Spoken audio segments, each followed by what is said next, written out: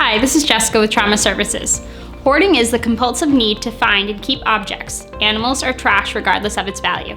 Individuals who suffer from compulsive hoarding often feel embarrassed by their living situation and will sometimes attempt to hide their behavior from others.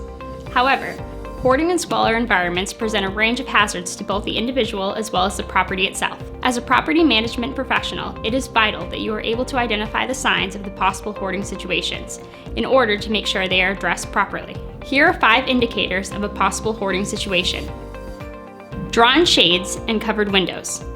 Hoarders will often cover their windows or keep their shades drawn at all times to prevent others from seeing inside their living area. Overgrown yard and unmaintained property.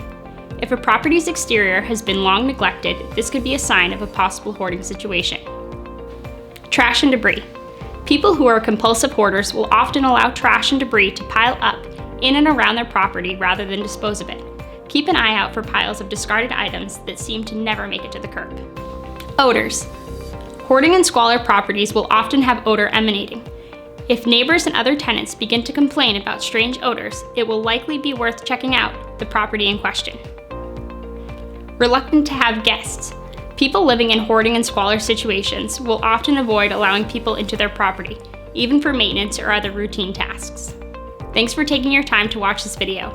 At Trauma Services, our technicians work with compassion to return your hoarding or squalor property to a safe and habitable space. Contact us today and learn how we can help.